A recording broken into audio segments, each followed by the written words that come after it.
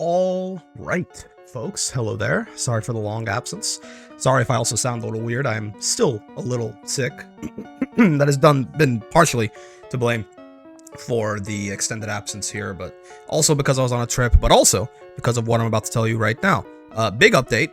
I am planning on changing the content of this channel primarily to more leftist-focused political commentary, education analysis, things like this. If that's all you cared about, if you just wanted to know about the update and take any action based on that, then there you go. I didn't want to wait around. I do have a very long tangent tendency, as I'm sure you know if you've seen me talk about anything before, and it will be no different here. So just wanted to get that out of the way. If you are not interested in this channel anymore, if it's going to be about political content, I understand. I would at least ask you to watch a little bit more of this and see why I'm doing this. And if you're like, you know what, sounds good to me, then come along for the ride, and hopefully we can do something interesting together. As for the reason that this happened, well, you can check the stream from a couple Sundays ago for like a really in-depth conversation with Twitch chat and YouTube chat and all of that. But I have just been, I've been very clear, I think, or very transparent about the fact that up until not too long ago, I was actually pretty conservative, right? Like, when I say not too long ago, I mean, like, still pretty soon after I started putting up videos. Excuse me, goddamn. Pretty soon after I started putting up videos, like, even that recently in my life, I would have probably been described pretty accurately as a conservative. I fell down a pipeline. I'm not proud of it. I'm not happy that I definitely was a difficult person for some of the people in my life back then, and that's not great for me, but it happened.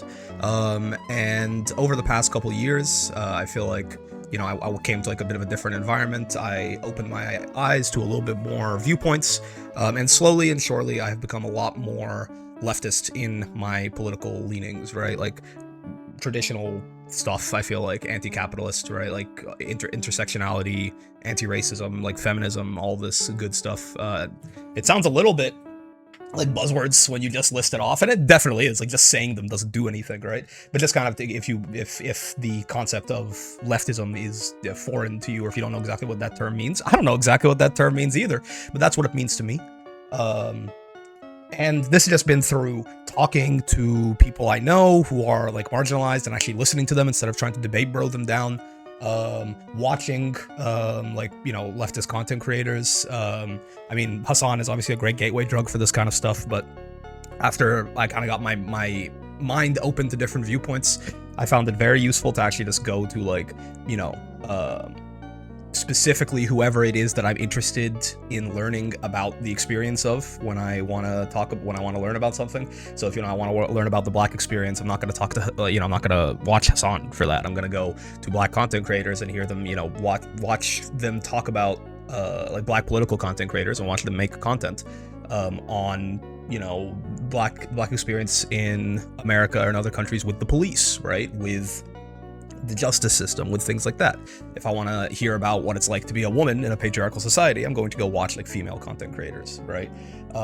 So there's been a lot of that just happening in the background of my life over the past couple years. A lot of my long-term like good friends are already, like always were, like significantly more progressive than I was. But I guess I'm glad they didn't just abandon me, because I was kind of a little bit of a prick, I think, for the last little bit. But now they've also been a great source for me to keep talking about the issue with them.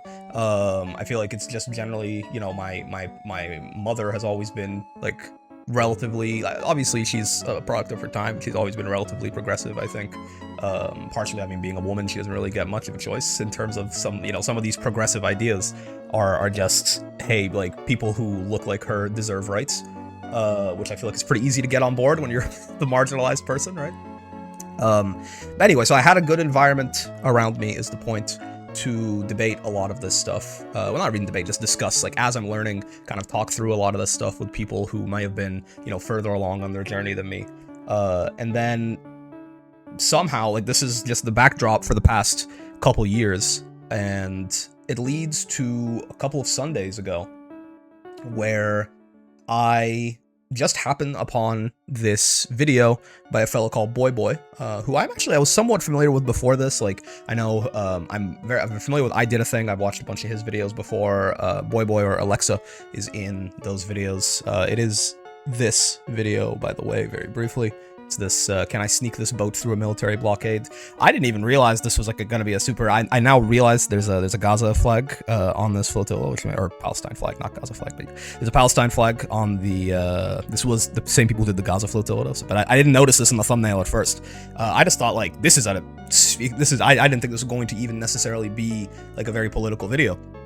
I just looked at this and thought that was an amazing title and thumbnail, right? Like, it just, can I sneak this boat through a military blockade? Excuse me, because I had not actually watched many videos from this fella, and I was only tangentially familiar through, like, you know, I Did a Thing does a lot of dangerous, dumb stuff, and yes, like, sometimes it does have political tilt to it, but I just got clickbaited, basically. And I click on the video, and it's just a 80-minute journalism piece about America's blockade in Cuba.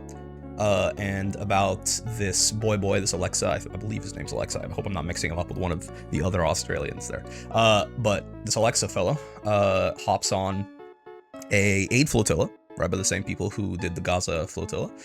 He hops on an aid flotilla to Cuba to deliver some aid, and the reason that this matters, because, like, I'm not going to, the irony is not lost on me, that I just mentioned that, you know, I hear all of these horror stories. Okay, that's something else too, right? Like, one thing that this is why, by the way, this is why I gave the thing at the beginning, because I knew this was just going to be a lot of rambling. But one thing that I really have noticed a difference with once I started once I started opening my mind to listening to people who have different lived experiences than me, because I feel like that is sort of at least one of the things that allowed me to remain a conservative for as long as I did, despite being surrounded by, you know, lots of women, lots of like black folks, lots of gay people, lots of stuff like that, you know, people who I just know in my life. But I just kind of is you just sort of assume that because it's, I feel like, relatively common knowledge that, like, even when I was a conservative, I wouldn't have argued that there were, like, issues that face particular groups of people more than other group of people, but you kind of just have to hand wave it away and go, well, it's something that they're doing wrong. You know what I mean? Like, oh, like, women face X or Y or Z problem because, like, they are, like, emotional, or they are being forced out of, like, they belong in, like, the X spot, and now they're, you know, the balance of nature has been tipped and they're working or something like that, and that is, like, that, you know, that's damaging for them and for their mentals or something. Ridiculous things, but my point is, you don't really listen to the people who have the experience about what that experience is or why it's happening. You sort of only, you assume that you can hypothesize about it better than they can, right? So, you know, when black people talk about the struggles that they have with the police and how, like, for example, one of many, right, but, like, as like a relatively thing that was relatively hot button, I guess, some while ago, and they talk about how, like, the justice system is, like, systemically, like, rigged against them, and, you know, police, like, target them disproportionately and things like this. You could just, like, you know, the conservative viewpoint on this is sort of just that nothing's wrong with the system, right? Maybe if anything, there's not enough policing, right? And maybe there's just some bad police officers, right? And what we need to do is we need to fund the police more and train the police more and give the police and have more police officers so we can weed out the bad ones. And also, you know, it's just, oh, there's issues with, like, black culture that lead to this, right? Like, if only they had such a pristine and law-abiding culture as the rest of us, then perhaps these issues wouldn't exist, right? But you don't listen to the people who actually are having the problem. You just kind of come up with an excuse that probably some white guy created, and then you go, this white guy probably definitely knows more about black experience, and this white guy definitely knows more about, like, female experience than women and black people, for example, right? I know there's a lot of different kinds of marginalizations here. I'm just kind of trying to not make this video 75 minutes long. So one thing that happened once I actually started going, okay, wait, because one of the big, like, parts of, you know, obtaining this more leftist ideology is just realizing how little I know about a lot of stuff, right? Sorry if you can hear that train going by in the background. So when you admit that, like, I don't really know a lot of shit about, like, the world, or also what, like, how it feels to exist in the world and in the system as, like, different identities of people, then you just go and you start listening to people, and you start not inserting all of your own little gotchas and, like, data points and research that you looked up to find the one source that discredited the argument that didn't align with your viewpoint. You just listen, and it's really just quite terrifying, isn't it? Like, every woman I know has multiple sexual assault stories, for example. They don't, they don't even really, like, a lot of the times it doesn't even seem to ring as, like, that special to them. You know what I mean? Like, if that had happened to me, I feel like it would be like a defining incident of my life that I, like, never mentioned to anyone, because but I'm not saying that can't be the case, but it's more so, it just feels like it's like every day. Not every day, but it's every day in the sense that it's like it's mundane to a lot of these women. Like, the idea that, like, my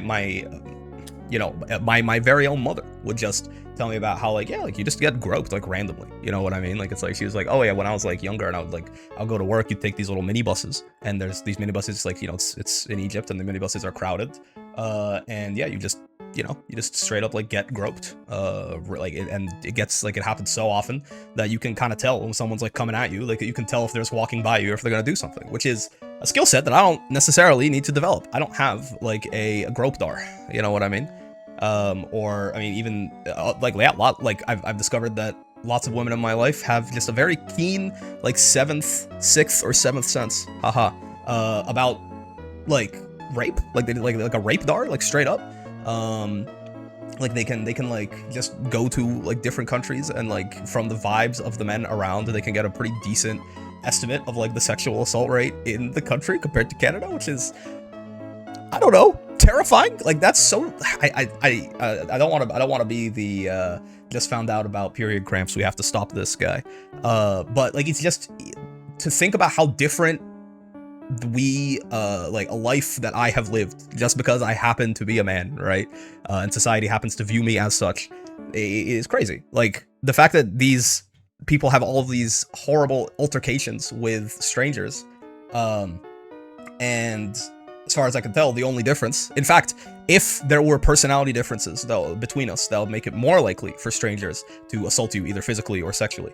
All of them, except for the fact that they're women, should be against me. Like, I'm louder, I'm more abrasive, I am less cautious, I'm like, I am significantly less attentive to my surroundings, like, in every way that your quote-unquote actions, like, it would never be your fault, but my point is, like, in every way that, your actions could increase the likelihood of something like that happening to you, it should increase likelihood of it happening to me. And yet, the only difference is that these people I'm referring to are women, and I'm a man, and as a result, they have all of these horror stories of getting, like, sexually assaulted, and even sometimes physically assaulted by, like, whether it's men they know or men they don't know or whatever, and I have none, right? Except, like, in like fights in school and childhood, I guess, but I was also doing a lot of the physical assaulting back then, I'm not gonna lie to you.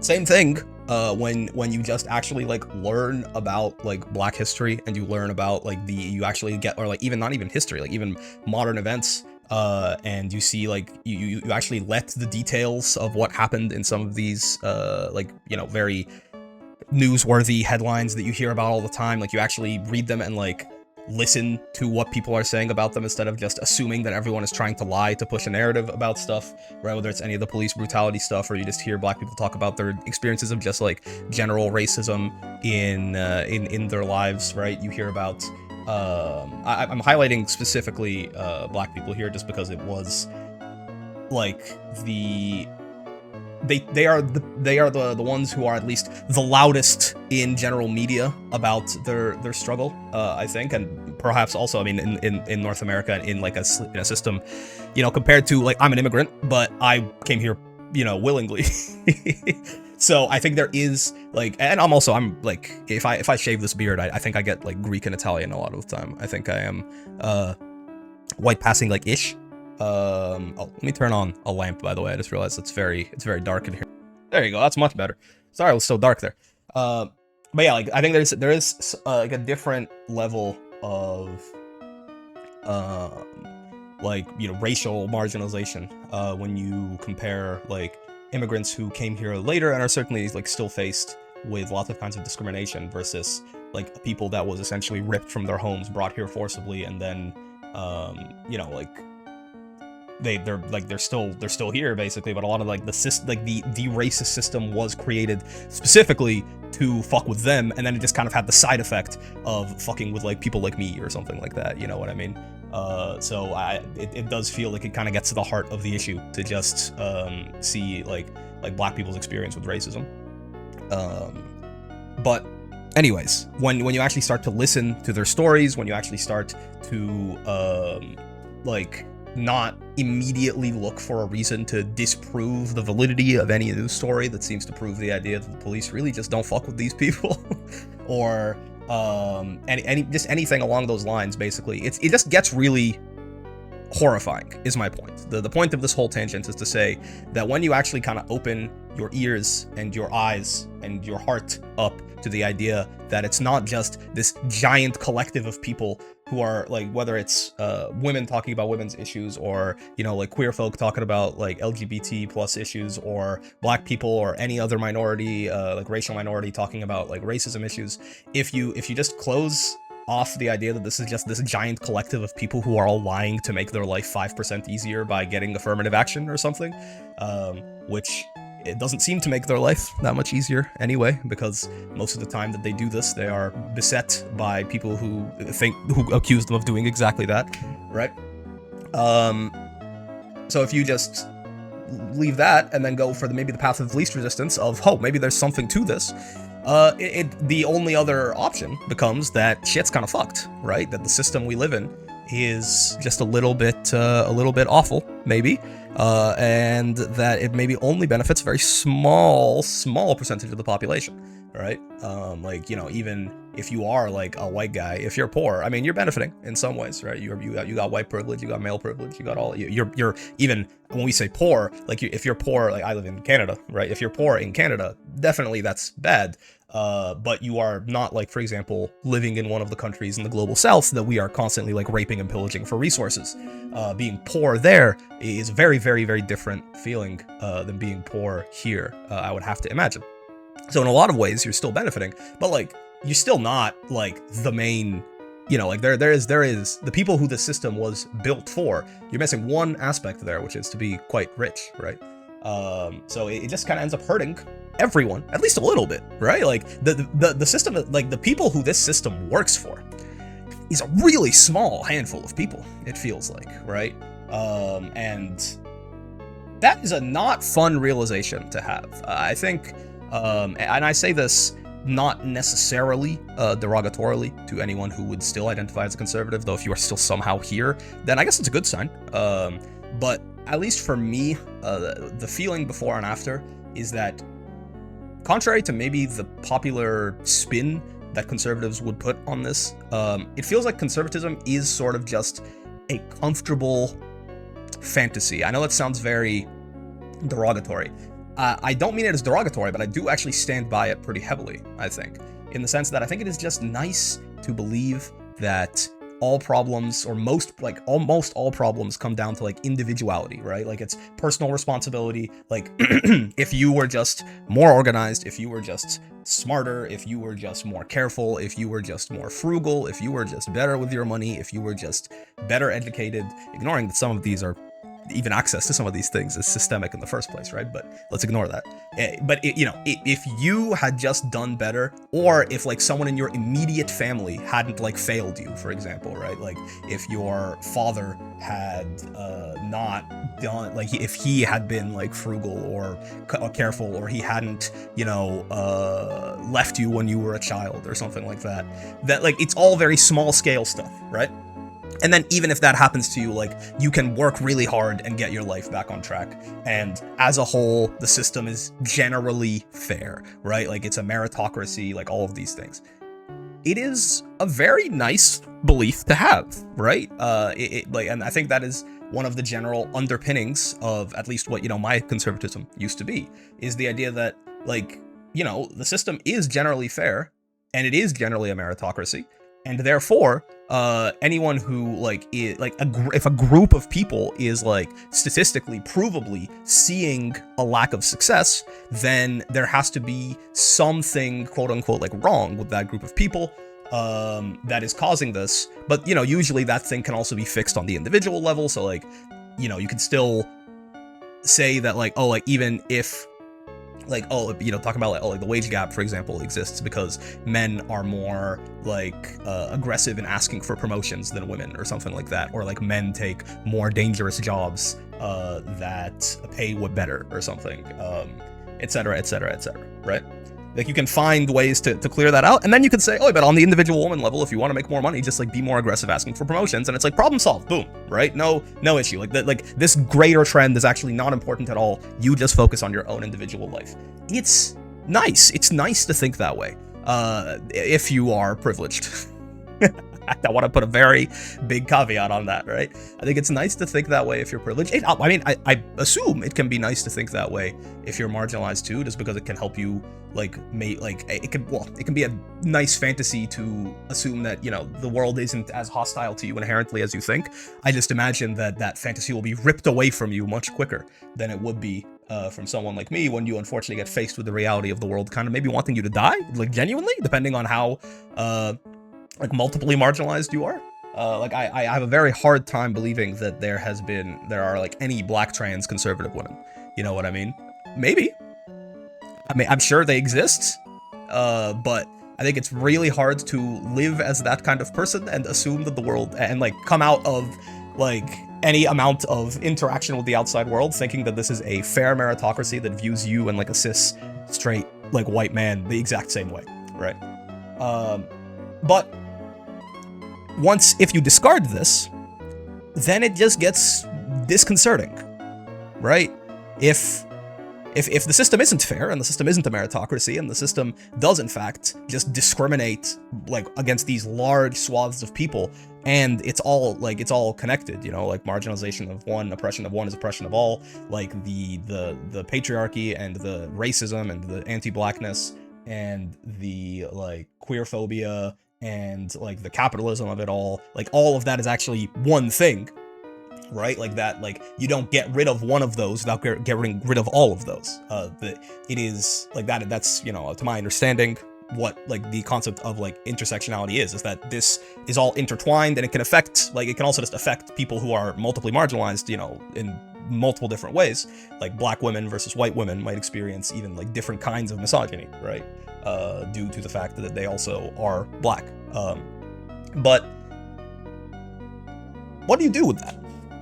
What do you do if you come to the realization that, like, the system itself from the ground up is fucked, right? Because when you believe that it's just the world is on the whole fair, there are bad apples and we need to get rid of them, and you can accomplish most of what you want really just through, like, hard work and dedication, right? Okay, then it works. We need to get rid of bad apples, like, when people do bad things, we'll punish them. We need to, like, if we have like bad leaders, we'll vote them out, right? It's very, we got there, like, it's end of history, right? It's like, okay, we figured it out. Now we just have to maintain this, like, perfect thing that we got going on, and not let it stray too far in one direction or the other, right? Which is why it's conservatism. Like, you want to, like, if you're like a, if you're like a far right, like, neo-Nazi, you are not really a conservative in the same way. Like, you want to change the system just in the opposite direction that I would like it changed, probably. But yeah, you want to keep things as they are because you're like, we figured it out.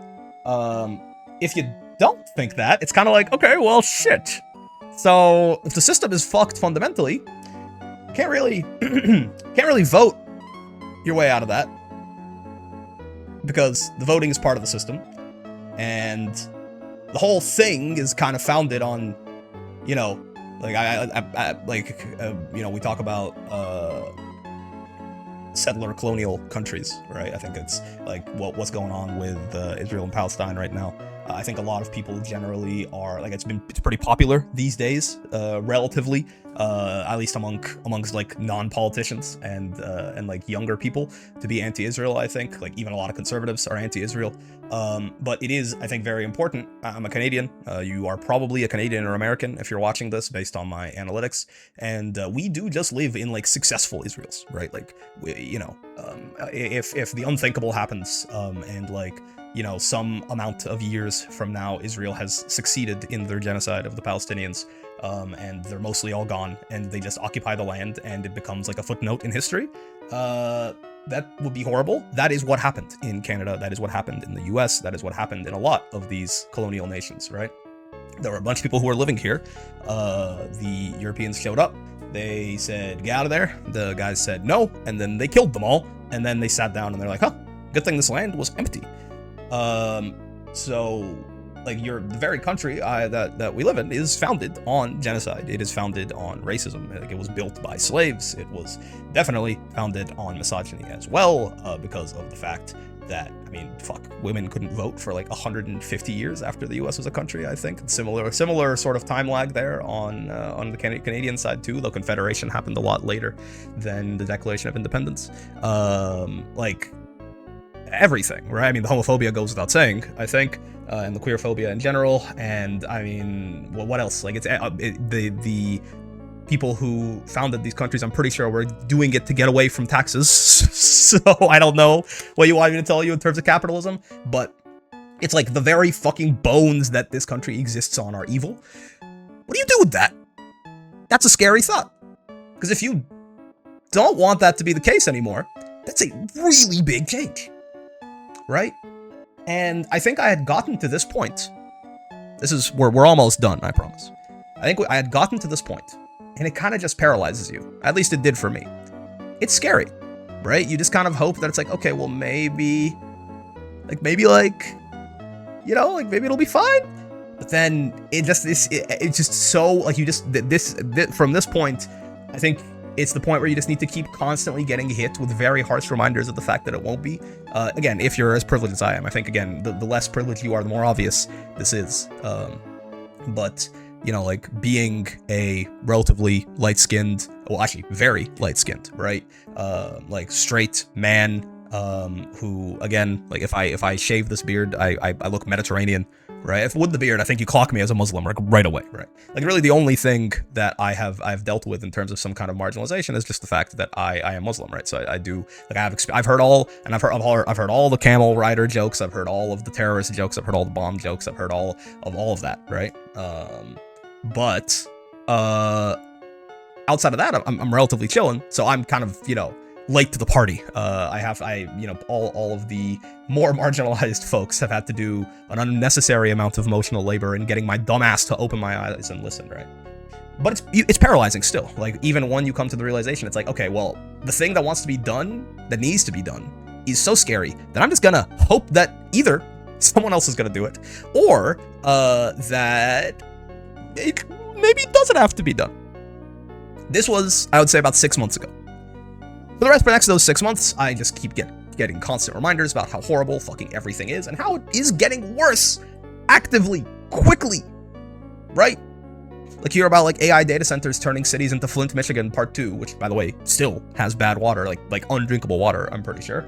I'm not sure how those people are surviving, now that I think about it.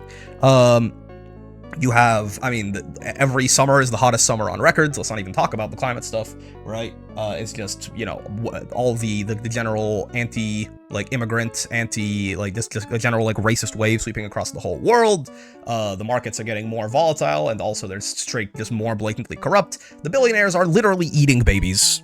Like, I don't know, like, I'm pretty sure literally, by the way, like, I don't, like, it's just getting worse. It's not getting better, right? And somehow, this boy video becomes the straw that breaks the camel's back for me, right?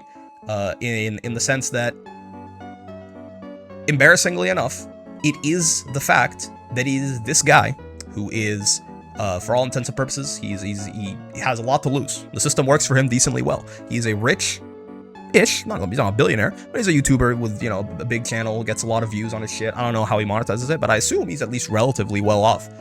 He seems to, I think, have a house. I'm not sure. But he is relatively rich. He's white. He's male, and he has no idea what the fuck he's doing. Right? Like over the course of this video, you can watch. We watched it on 2 Sundays ago. The last stream that's currently up on the channel. If you want to take a look, I think it's called like "We Need to Talk About This Video" or something. But or you just go watch the video because it's a great video.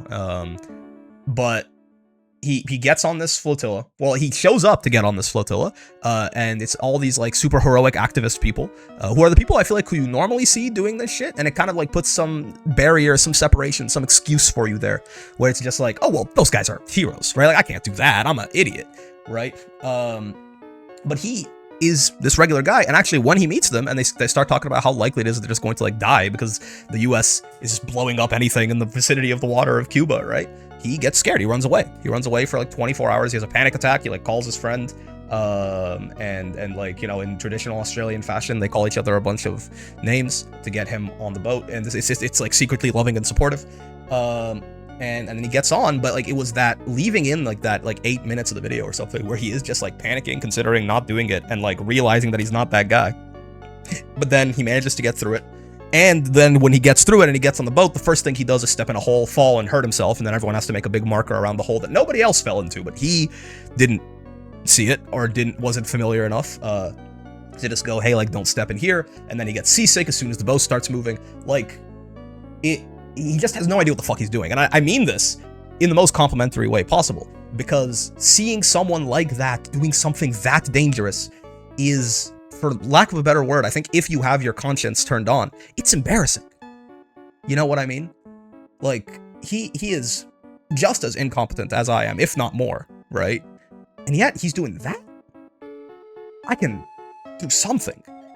I don't necessarily have to hop on an aid flotilla to Gaza or Cuba right now.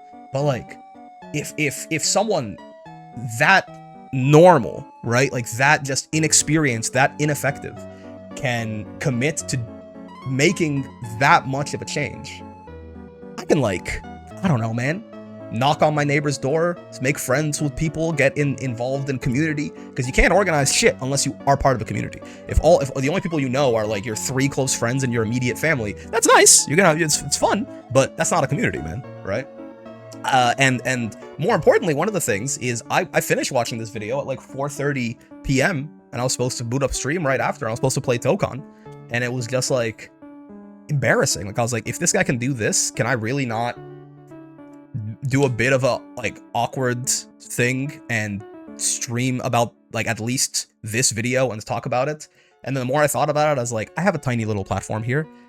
Would I rather use this platform to play video games on, or would I rather use this platform to potentially like have conversations like this with people? And I'm you know, I'm no expert on anything, but I think that's kind of the idea. Like, I think I am in, I think, a relatively similar spot to a lot of people where either you fell down a pipeline and you got out of it, or alternatively, maybe you have always just kind of been like vaguely like lowercase p progressive, right? And it's just like it just kind of feels morally right to you or something. But it's just kind of like, okay, so what now?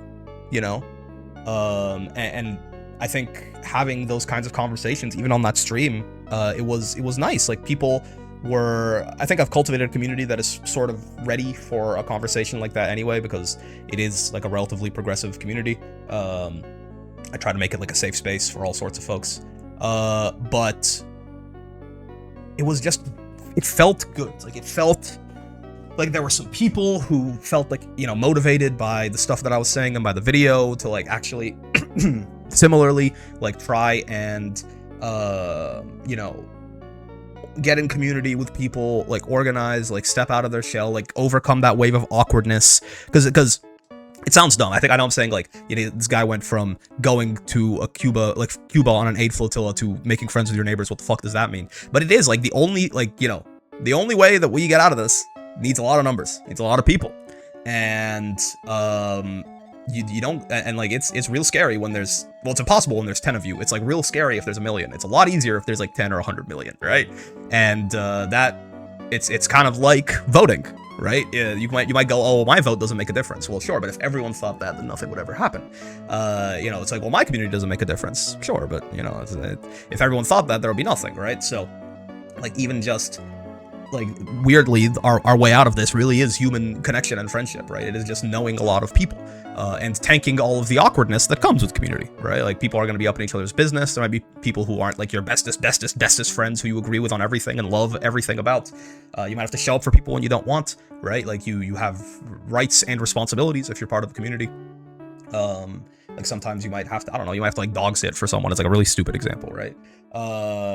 So like, it is technically an undertaking for sure. And, you know, the fact that it does feel so impossible to like make friends with the people around you, like there's this invisible force field of like social, you're not supposed to do this, to like knocking on a neighbor's door and just being like, hi, what's your name? It's probably not an accident either, right? You're not isolated on accident. But anyway, it felt good to do that on stream, right? It felt good to do that on stream. It felt like, even if it was like 5 or 6 people that were like, oh, like, you know, something you said here really lit a light bulb in my head, or something you said here has made me decide to do X or Y or Z. I was like, this is what I have to be doing, right? I naturally am delusional, right? Because if you are a content creator and you think that at some point you are going to be successful, then you are delusional, right? The idea that like you ignore all the statistics and you ignore just the silliness of how the idea sounds of like, you know, one day I'm going to post a video or I'm going to like go live on stream and like hundreds or thousands of people are going to choose to watch whatever I'm doing instead of like anything else they could be doing with their free time, right? That's a silly idea, but I believe it. That's why I'm doing this.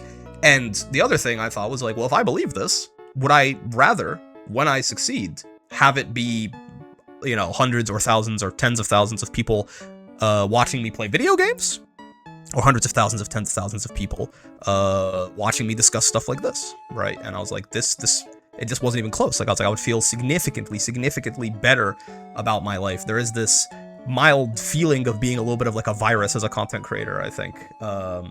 Like, just like you feel like a social failure a little bit, you know, like it feels like obviously entertainment is valuable, and giving people comfort and something to take their mind off of their day and stuff like that, it is valuable. But like, there is this background radiation of making YouTube videos and coming up with like eye-catching thumbnails and titles and stuff like that, where it's just like am I part of the brain rot? Like, am I part of, like, if I make like a YouTube short, like, it's like, am I part of the problem, right? And that wouldn't necessarily change, but at least I would be maybe tricking people into eating their vegetables. You know what I mean? As I think Philip DeFranco used to say. Like, I would be, you know, clickbaiting and thumbnailing and brain rotting some people into hopefully considering some woker ideas, right? So, I don't know. I am also still sick, so I'm sorry if this was very rambly, but that is sort of why I'm going to be doing this now. As far as like practically, like what changes with this, is like any kind of gaming content completely gone from the channel? Probably, yeah. Like, maybe every now and then, like a stream here or there, just like for some fun, couldn't be a bad thing. But this is sort of a full pivot that I have planned. You know, again, if that doesn't interest you, that's all good. There's no issues with that. Especially after, yeah, if you hear all this and you're like, yeah, cool, but like, I'm not coming to you for my political shit because you're silly, then yeah, that's fair. In terms of what happens then, like, what does the day-to-day start to look like? I think that I am currently in a place where I am very uneducated, right? I am very uneducated. I am aware of a lot of stuff, but I don't really know anything. Like, this Cuba video, it was all a surprise to me. I didn't really even, I knew that Cuba and the US weren't on the best of terms, but I really didn't know anything about the history. I could not name like a famous like Cuban, like, you know, I would mix up all of like the South American, like vaguely South American and like Caribbean, like vague revolutionary folks, right? Like if like, you know, if we talk about like Che Guevara or Castro or something, I couldn't like map people to a country. I don't know. I'm uneducated. And I think that if I want to be of any use at all in you know, the days to come, then those who do not know their history are doomed to repeat it. So I think the plan, and you know, we're probably going to be doing this in 5 hours or something when I boot up stream, is educate myself and bring you guys along for the ride, right? Maybe we'll start with Cuba just because it is like the thing that's on my mind right now after watching that video. But yeah, we'll just, you know, watch other videos, read books, and discuss them on stream. Still cut those down into like stream VODs about particular aspects of the discussion, possibly. And then every now and then, probably put out like a more edited, like video essay-ish style thing. Just like if we move on from one topic to another, say, like just summarizing everything I learned, right? Like maybe make a video about like the history of like Cuba and like communism in Cuba and like how the world had tried to like stamp that out or something like that, right? The upload schedule on the channel definitely slows down a bit. It's still not, I think it'll still be like relatively fast. Like there still might be like one video a day or something like that. Maybe a little less. But yeah, I definitely can't put out like 2 to 3 videos a day, I don't think, that are going to be like meaningful discussions. It'll basically depend on what happened on stream. If I have lots of little interesting discussions to cut down and make videos out of, then maybe it won't change at all. If it was more just like a more less discussion heavy and more just like reading a book kind of stream, then probably not going to be that much to post, right? This is 41 minutes long? Okay. Well, I'll put maybe timestamps in this, but thanks for listening.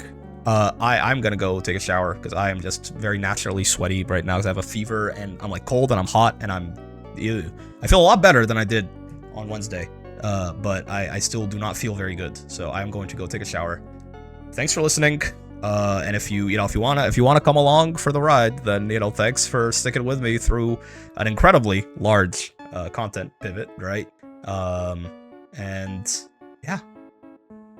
If I don't see you again, then have a wonderful rest of your life. Though, consider getting these thoughts from someone, even if it's not me, because I think it might be relevant to your future if you are under the age of 72. And if I am going to see you again, then thanks for watching, and I'll see you in the next one. Peace.